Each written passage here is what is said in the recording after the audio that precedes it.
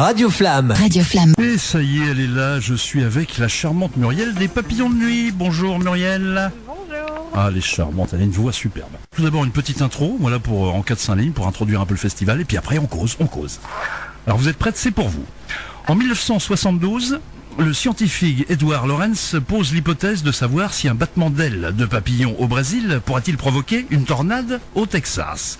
De la théorie à la pratique, il n'y a qu'un battement d'ailes jusqu'au festival des papillons de nuit à Saint-Laurent-de-Cuve. Car oui, les applaudissements des festivaliers, autrement dit des papillons de nuit, entraînent chaque année une tempête musicale toujours plus impressionnante à mesure qu'elle grandit.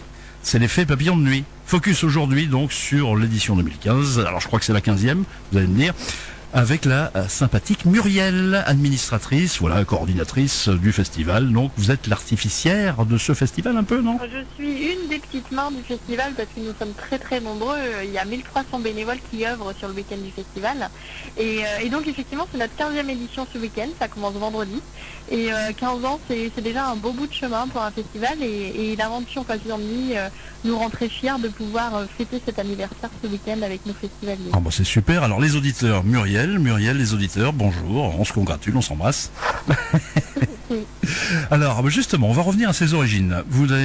Pouvez-vous nous en dire plus? D'où vient l'appellation des papillons de nuit? Alors référence aux noctambules, tout comme les papillons nocturnes, ils ont vu de la lumière, alors ils sont passés? Exactement.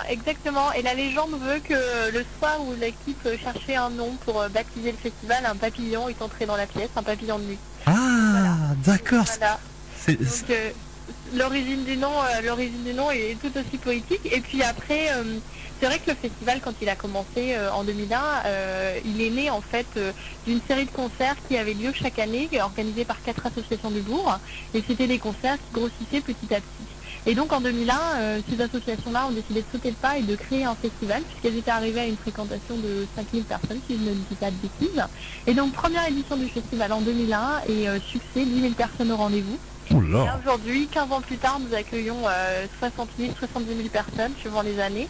Donc le festival a grandi, effectivement, il s'est déplacé, on est toujours au même endroit à Saint-Laurent-de-Cuve, mais on a investi de nouveaux espaces, on prend plus de surface.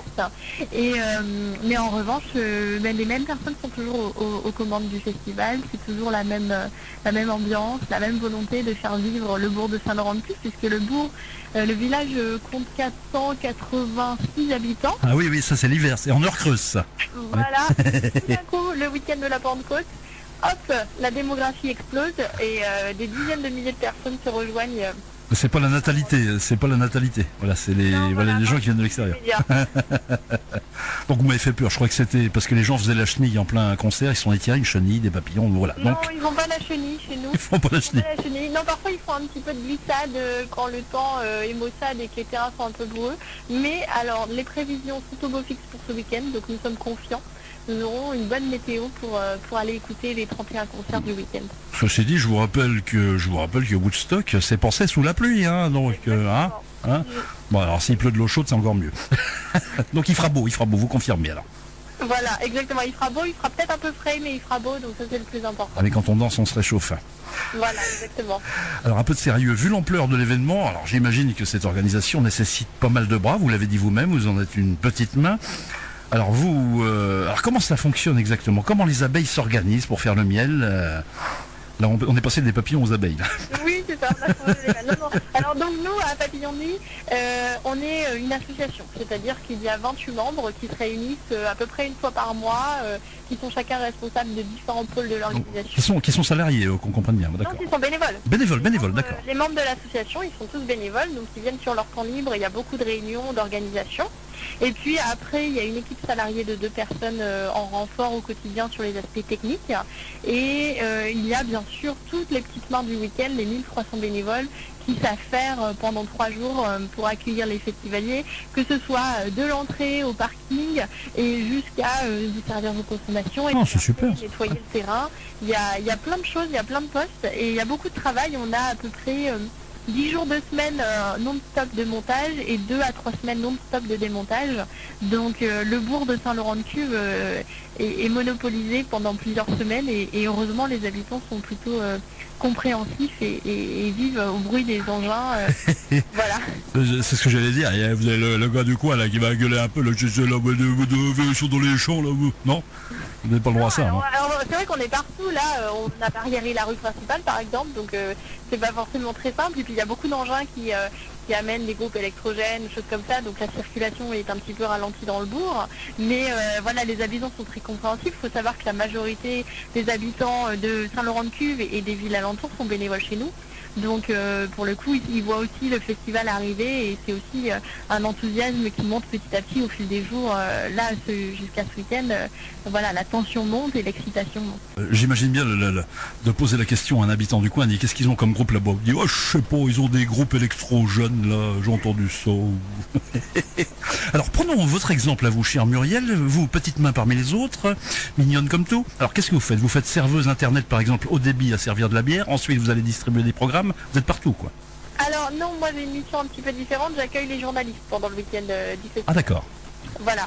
Donc je suis sur un espace à part, mais effectivement, en fait, il y a des pôles à l'intérieur de ce que nous on appelle le village bénévole. Ah oui, d'accord. Il y a un village bénévole, oui, c'est bien. Exactement, pour accueillir donc les journalistes, pour accueillir les artistes, pour accueillir tous les aspects techniques, tous les prestataires qui interviennent sur le festival. Et puis il y a aussi un village partenaire qui accueille 150 entreprises jusqu'à 3000 personnes sur le week-end. Oui, donc il y a un petit peu des activités annexes, alors, d'accord. Exactement, voilà, qui gravitent autour du site même. Et donc, et puis après, effectivement, le point névralgique vraiment du festival, c'est l'espace public où sont nos festivaliers, nos bénévoles, voilà, et on fait la fête avec eux aussi quand on peut en fin de journée. Mais c'est vrai que le festival a plusieurs espaces qui ne sont pas forcément toujours connus du grand public. C'est sympa, ça bouge dans tous les sens, que j'imagine. Exactement. Et vous rencontrez plein de vedettes alors, oui. Mais des fois on les croise, oui, avant qu'ils montent sur scène, on les voit passer. Parfois, après c'est vrai que souvent ils sont réservés, puis ils sont concentrés sur leur concert. Et là c'est vrai que ce week-end, je pense qu'on ne dérangera pas la règle. On aura de très beaux concerts sur scène. Je pense notamment à Lorinil ou Placebo qui ont une scène immense derrière eux. J'ai vu ça, oui. Voilà, et du coup, c'est vrai qu'ils risquent d'être très concentrés sur leur concert pour donner leur meilleur sur scène. Et oui, les places sont réservées, les chanteurs sont réservés, tout le monde est réservé.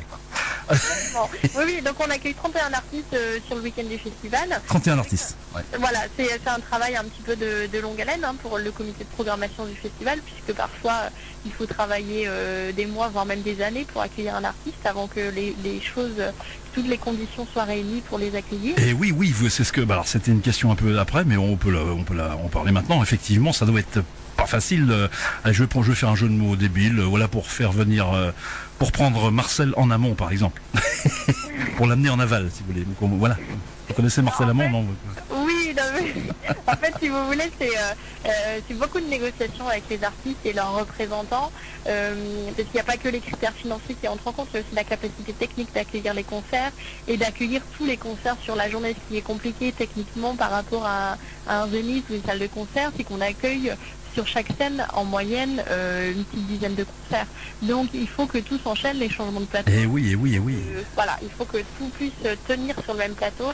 Et c'est vrai que parfois, c'est un peu plus compliqué. Ça nécessite beaucoup d'implication de la part de nos équipes techniques. Ça chauffe, ça. Oui, j'imagine, il y a la fièvre un petit moment, quoi. Oui. Voilà. Et puis après, c'est vrai que dans la programmation, on a aussi beaucoup de plaisir à aller chercher des découvertes, comme cette année par exemple chez Chef Go qui vient de sortir leur première EP, ou alors des groupes régionaux qui sont parrainés par les salles de musique actuelles. Je pense par exemple à Malo qui est de Caen. Ah d'accord, oui. Voilà, on a 3 artistes en fait qui sont parrainés par les salles de musique actuelles de la Basse-Normandie. Et puis on a aussi un gagnant d'un tremplin. Et en fait, ça fait 4 artistes sur 31 qui sont forcément des artistes découvertes normands. Et on est aussi très fiers de pouvoir ouvrir nos scènes à la nouvelle génération d'artistes normands. Et puis à côté de ça, effectivement, on a des grands rendez-vous du week-end, les concerts emblématiques, que sont Placebo et Lorinil dont on a déjà parlé, mais aussi Christine and the Queen. Christine and the Queen, c'est très bien ce qu'a fait Christine and the Queen. Voilà, exactement. Et ça, ce sont des artistes qu'on sait que notre public attend et qu'on est très très fiers d'accueillir et de pouvoir proposer pour nos 15 ans. Alors donc ça met l'eau à la bouche tout ça. Alors combien de festivaliers tablez-vous je crois que c'est 60 000 hein Oui, c'est vrai que 68 personnes, c'est notre capacité d'accueil habituelle. L'année dernière, on avait battu nos records et accueilli 70 000 personnes sur une année qui était vraiment exceptionnelle. Là, vous avez fait les sardines de Patrick Sébastien parce que tout le monde était trop serré. Non, c'est ça? Non, alors non, c'est vrai que nous, quand on met des limites, c'est surtout des critères de confort avant les critères de sécurité. Oui, bien sûr, oui. Donc c'est vrai que le site était encore agréable à vivre, mais voilà, on a une capacité d'accueil assez énorme sur le festival. On est un des plus grands festivals nationaux. Ah bah oui, bon, c'est réputé. Je crois même que vous êtes plus grand que Chauffé dans la Noirceur, je crois, il me semble bien. Ah oui, tout à fait, oui. Largement. Hein. Et c'est combien tiens, pour info, ça s'étale sur combien 1 km² ou quelque chose comme ça, ou plus? Le site du festival, c'est 8 hectares. Oh là là, c'est impressionnant. Il y a de quoi se perdre. Hein. Donc 3 scènes, concrètement? Exactement, 3 scènes, 2 scènes principales qui jouent en alternance, et la 3e scène qui est plus réservée du coup aux découvertes, qui vient compléter un petit peu tout ça. Là, c'est le bassin des petits, ça. Voilà, c'est le contre-pied. Oui, en même temps, c'est quand même une scène où il y a plusieurs milliers de personnes devant. Donc, non, moi, je déconne. Hein, voilà. Donc alors, vous avez beaucoup de bénévoles. Alors, on va passer à l'édition 2015. Ceci dit, on y était déjà plus ou moins entré hein, dans cette édition de 2015. Alors, on rappelle les dates. C'est 22, 23, 24 mai, à partir de ce vendredi. Voilà, parce que nous, à Radio Flamme, on est partenaires, on a fait gagner les 2 passes. Donc vous allez voir 2 personnes qui vont venir, c'est Jean-Pierre et Héloïse. On sera ravis de les accueillir. Beaucoup de bénévoles, vous avez 28 bénévoles, vous m'avez dit? Alors, 28 bénévoles à l'année qui font vivre l'association, mais c'est vrai que sur le week-end, on est à 1300 bénévoles. 1300 bénévoles, parce qu'il faut bien ça, j'imagine, pour encadrer une foule en délire, justement pour que tout se passe bien dans les concerts. Hein, donc, Oui, et puis il faut penser que le site du festival, il ouvre en début d'après-midi et il ferme tard dans la nuit. Donc nous, nos bénévoles, ils n'ont pas des créneaux de 10 à 15 heures d'affilée, c'est pas possible. Donc forcément, c'est des équipes qui se relaient. Et puis, il y a les postes que les festivaliers voient, c'est-à-dire les bénévoles qui leur servent les boissons, qui les guident aux entrées sur les parkings, etc. Mais il y a aussi tous les bénévoles que les festivaliers ne voient pas, mais qui œuvrent dans les coulisses. Et oui. Des espaces peut-être un peu plus excentrés ou moins vus des festivaliers, mais qui ont des missions tout aussi importantes. Comment ils sont recrutés ces bénévoles? Alors, il y a une grande partie, ce sont les bénévoles des années précédentes qui reviennent. Ah d'accord, oui. Mais sinon, n'importe qui peut postuler. Oui, quoi. voilà. Alors nous, n'importe quelle personne intéressée peut nous contacter. Par contre, c'est vrai qu'on ne peut pas toujours garantir de poste puisque c'est priorité aux anciens. Cette année, tous nos postes sont attribués. Là, on n'a plus de besoin pour le week-end. Mais il ne faut pas hésiter à la rentrée prochaine à nous contacter par le biais de notre site internet. Il y a un formulaire de contact. C'est très bien fait, voilà. Voilà, si vous êtes disponible et intéressé, voilà, nous on note ça. Et s'il y a des postes disponibles, on vous les proposera. Ouais, je vais mettre mon Marcel en cuir, je vais faire Rodise. Ah oui, mais non, pour être Rodise, là pour le coup, c'est des embauches. C'est des embauches, d'accord. Bon. Voilà, c'est des critères d'expérience et de technique. Donc, allez, paf. Non, ce sera pas possible. Recadrer le gars. Alors donc, on va parler un petit peu de l'intendance puisqu'on évoquait le sujet un peu en antenne. Alors donc, effectivement, il y a le miam miam, il y a le glou-glou, voilà l'intendance, on se sustente, voilà avec le bar, etc. Et donc tout est à disposition, j'imagine. Oui, alors sur la restauration et les boissons, ce qu'il faut savoir, c'est que nous avons beaucoup de produits locaux. À savoir que par exemple, les produits de porc sont fournis par l'entreprise qui est juste au bord du site, une entreprise de Saint-Laurent-de-Cuve, qui a démarré là aujourd'hui sa production de produits pour le festival. Là, on compte en tonnes sur les volumes.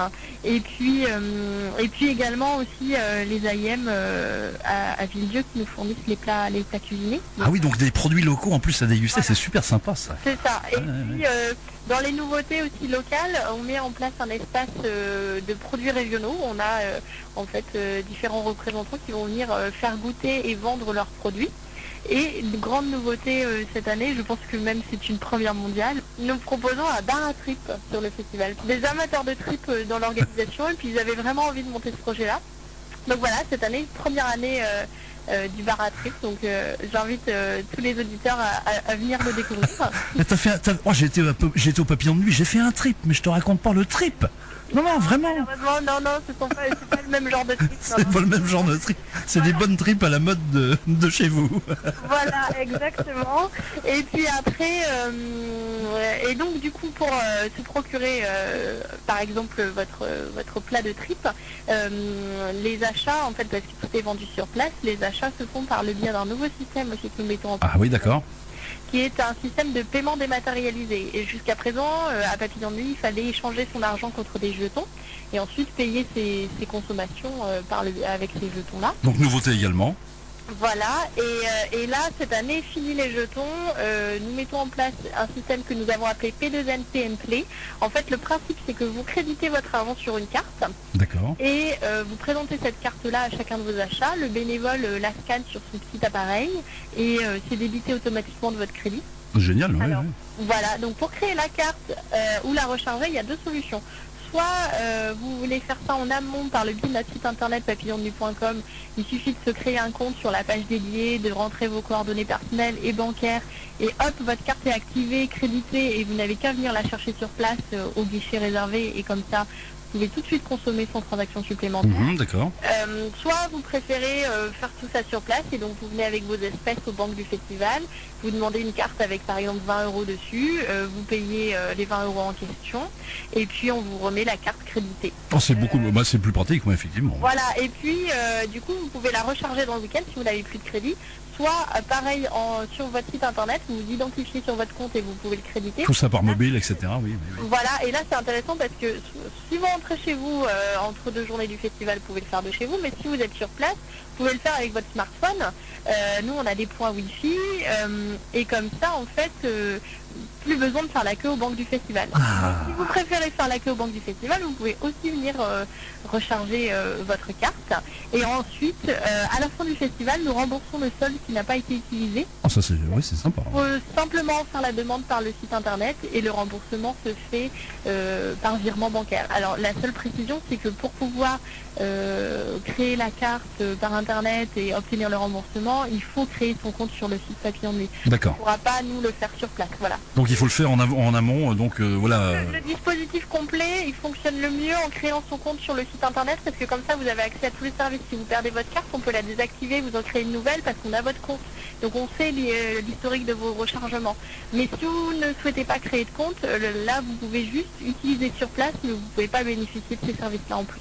De toute façon, tout est expliqué sur notre site papillondenuit.com. Il ne faut pas hésiter à aller voir le détail des explications pour utiliser le dispositif. La formule est plus souple qu'un prof de yoga, voilà, si j'ai bien compris. Alors, j'espère en tout cas. Alors si je résume bien, donc les artistes se sortent les tripes sur scène, les festivaliers les mangent, et donc le tout en payant très facilement. Voilà, on peut résumer comme ça, effectivement. Alors on va revenir à la programmation. Alors comme vous le disiez tout à l'heure, alors belle brochette cette année, Christine and the Queen, c'est la sous, Ayam, Isia, Placebo, etc. Black M, Laurel Neal, on l'a dit, Electro Deluxe, Arthur H également, Yannick Noah, là on peut le dire, vous avez punaisé quelques beaux papillons à votre collection. Quel a été le plus dur à décrocher cette année ? C'est difficile à répondre puisque pour chacun, voilà, il y a des hauts et des bas lors de la négociation, il y a des surprises de dernière minute, mais c'est vrai que Laurel Neal, on est particulièrement fiers de lui. Oui. C'est une grande dame du hip-hop, c'est une vraie légende, elle a un palmarès incroyable, avec les Foodies, ils ont produit l'album The Score qui est à ce jour l'album le plus vendu aux États-Unis dans la catégorie hip-hop. Oui. Voilà. C'est une record woman à elle seule puisqu'elle a eu 5 Grammy Awards pour sa carrière solo, ce qui est aussi un fait assez exceptionnel. Et puis voilà, c'est la fierté d'accueillir quelqu'un aussi important à Papillon de Nuit. Après, effectivement, on est aussi très content d'accueillir Black M ou Christine and the Queen ou The Avener aussi, qui sont des artistes très médiatisés et du coup très demandés. Mais on est aussi content de pouvoir les proposer à notre public sur notre week-end. Et puis, petite fierté normande aussi, d'accueillir Superpose et Fakir, qui sont des artistes qui, eux, ne sont plus des découvertes, qui sont devenus des grands noms à eux seuls, et qui pour le coup, vont venir proposer un très beau show. Fakir vient en formule live avec des musiciens. Donc voilà, on est aussi très content de voir des artistes normands prendre leur envol et devenir des artistes incontournables. On sent que vous êtes attaché à votre région, vous, hein ? Oui. Voilà, tout à fait. Non, mais c'est vrai que le territoire, c'est très très important pour Papillon de Nuit. Et donc, on est aussi très content de représenter la Normandie. Tout à fait, oui. Et puis la Normandie, ça bouge, parce que justement, il y a les Bretons qui nous font concurrence. Mais là, on commence un petit peu à répondre. Hein. Oui, mais les Bretons viennent aussi chez nous, de même que les Parisiens. C'est vrai que nous, on accueille un public qui vient de très loin. Oui, ils viennent nous, par exemple, vous pouvez le savoir comme ça, les gens ils viennent vraiment de très très loin De Normandie principalement, forcément, mais aussi beaucoup de la région parisienne et de la Bretagne. En fait, les régions limitrophes, le quart nord-ouest, c'est l'origine principale de nos festivaliers. Et puis après, on a toujours forcément quelques festivaliers qui viennent d'un peu plus loin, mais c'est plus anecdotique. Mais on est vraiment en train d'atteindre une fréquentation qui nous permet de rayonner au niveau national. Donc là, cette année, ça va encore être un succès. Là, vous allez battre des records, 70 000. On espère, en tout cas non. Alors après, on battra pas 70 000 parce que le site n'est pas capable d'accueillir plus de 70 000 personnes. Donc ça, on ne fera pas plus de 70 000 personnes. Mais on est très très content, en tout cas, de fêter notre anniversaire ce week-end avec notre public. 15 ans, c'est un tournant pour un festival. Donc voilà, on a. C'est un ado, c'est un ado, 15 ans, hein. Voilà. Tout à fait. Un ado qui va à l'école, tout. Alors vous, qu'est-ce que vous avez envie de voir personnellement, tiens?